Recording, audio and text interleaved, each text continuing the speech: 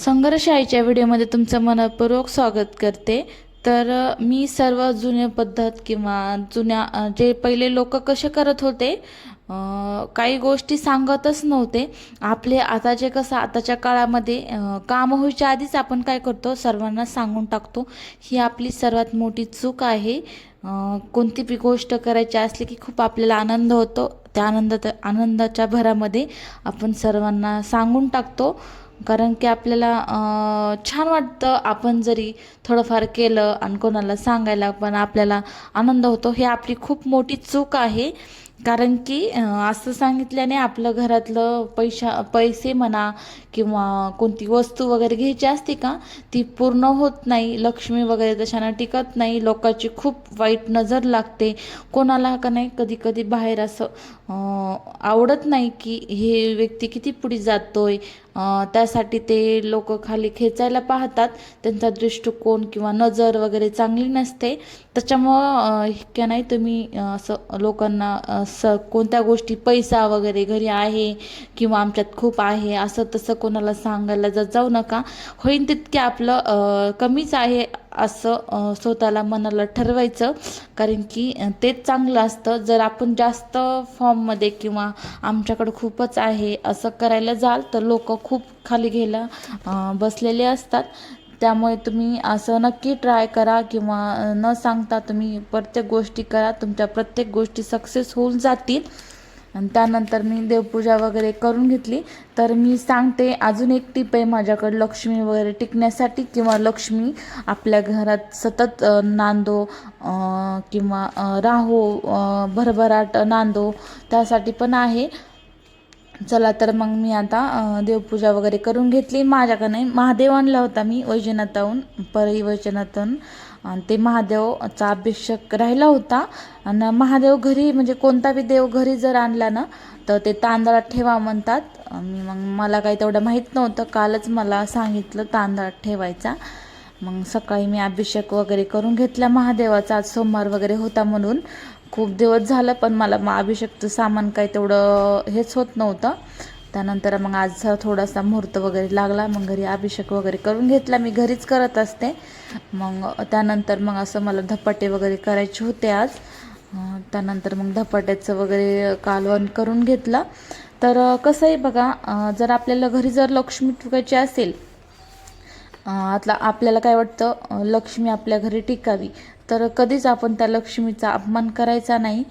किंवा घरी कोणी आलं, एखादी अनोळखी व्यक्ती बाहेर दारात, जरी आपल्याला कसं वाटतं शहरला किंवा गावाकडे तेवढं काही करीत नाहीत। गावाकडं कशी बी असू द्या, तिला जर तिनं मागितलं तर लगेच तयार भाकर वगैरे काही पण असू द्या, तिनं जर मागितलं का लगेच देतात। शहरला तसं का जमत नाही, तर कारण की आताच्या युगामध्ये किंवा कलियुगात कोणावर विश्वास वगैरे ठेवायला जमत नाही आहे। त्याच्यामुळं असं लोक खूप हे करतात, आपण टाळतो त्यांना द्यायला। पण जरी नाही जमलं तर खिडकीतून किंवा कुठून पण तुम्ही द्यायचं। कारण की आपल्याला इतकं भेटतं तर आपण त्यांच्यासाठी थोडंसं करायच पाहिजे। ती एक लक्ष्मीच असते, आपल्याला कळत नाही आपल्या घरी लक्ष्मी कधी येऊन जाते। तर नक्की असं पण करून बघा तुम्ही। देवाला कोणी दारात वगैरे आलं तर बाहेरून द्यायचं नाही, दार वगैरे उघडून, पण खिडकीत वगैरे असली तिथून एकदा ट्राय करा।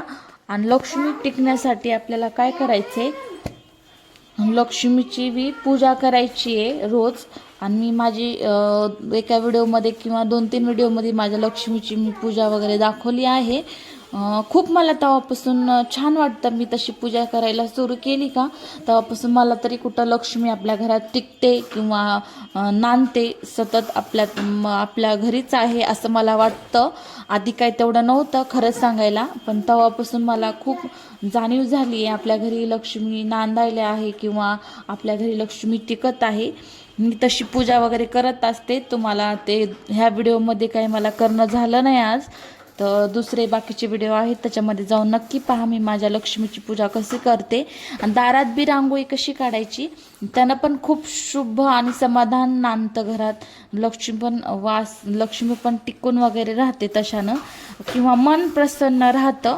नक्की तसं पण ट्राय करा। दारात का नाही आपल्याला रोज हत्ती कमळ आणि देवीचे पावलं आणि गाईचे पावलं काढायचे रांगोळीमध्ये दोन्ही साईडला. खूप छान वाटतं. नक्की एकदा तशी रांगोळी वगैरे दारात काढून पहा आणि मला नक्की सांगा की तुम्हाला कसं वाटलं.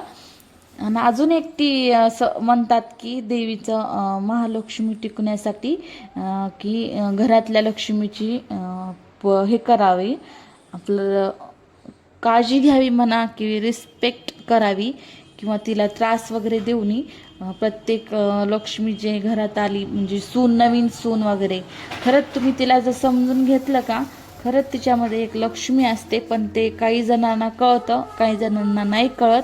जितकं तुम्ही तुमच्या बायकोला म्हणा ह्यांना की तुम्ही जितकं असं हे करून घेता, समजून घेतात, तिनं साध्या सोपे अडचणी वगैरे सांगता, तिनं जरी समजून घेतच असते प्रत्येक बायको, तुम्ही नक्की तुमच्या बायकोला पण असं हे करून पहा. खरंच तिच्यामध्ये पण लक्ष्मी असते.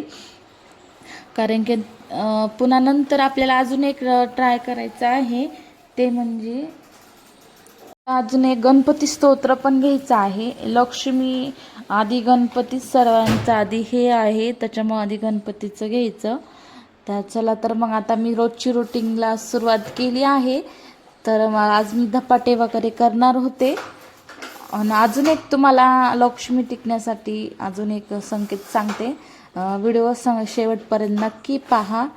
तर चला मग, माझे आज धपाटे वगैरे कसे झालेत नक्की खायला या. संघर्षासाठी चॅनलला लाईक सबस्क्राईब जरूर करा. त्यानंतर मी धपाटे वगैरे करून घेतले. मी लगेच गरम गरम धपाटे पण खाऊन घेतले. आणि नंतर मग काही मी काल का नाही ब्लँकेट वगैरे धुवून घेतले होते स्वच्छ, कारण की कोणी आलं गेलं तर लागतात ना. मग आता अशात पाहुणे येऊन गेलते खूप दिवस, लागोपाठ कोणतरी येतच होतं. मग त्यांच्यासाठी मी ब्लँकेट वगैरे काढले होते. त्यानंतर मग आता म्हटलं कोणी आलं पण नाही, 8 दिवस झाला. मग लगेच धुवून वगैरे ठेवून दिले त्या पोत्यामध्ये, कारण की इथं ठेवण्यासाठी असं सेफ्टी राहतं किंवा धूळ वगैरे बसत नाही.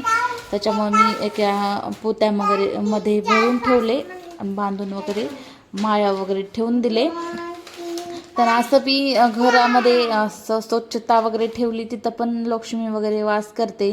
किंवा आपल्याला अजून एक तुम्हाला मी टिप्स सांगते की पहिल्यापासूनच करत आले आहेत. आपल्याला अन्न रात्रचं खरकटं पाणी वगैरे बाहेर फेकून द्यायचं नाही. खरंच त्याच्यात लक्ष्मी असते, कारण की त्याच्याशिवाय काहीच नाही आहे. तीच आपली सगळ्यात महत्त्वाची मोठी लक्ष्मी तीच आहे. ते म्हणजे अन्नपूर्णदाता. तिच्या इतकं कोणीच नाही. ती तर सर्व आहे, ती नाही तर कोणीच नाही आहे. पैशाला काय करणार ना, ती अन्नच नसल्यास, पोटालाच नसल्यास. तुम्ही नक्की ट्राय करा. एक संध्याकाळी का नाही, कोणी कोणी काय करतं, संध्याकाळी लगेच खरकटं पाणी वगैरे टाकून देतं खातं. तसले ते किडे वगैरे होतात ना, झुरळ वगैरे. तर तसं नाही करायचं. थोडंसं बाहेर वगैरे जर जागा वगैरे असली तर संध्याकाळी एका साईडला ठेवून द्यायचं, पण बाहेर वगैरे फेकून द्यायचं नाही. तसं एकदा नक्की ट्राय करा. माझं आता सर्व काही आवरलं होतं. मग भांडे वगैरे घासायला घेतले. आणि एक संघर्ष आईसाठी चॅनल लाईक सबस्क्राईब जरूर करा. बाय. व्हिडिओ आवडला तर लाईक जरूर करा.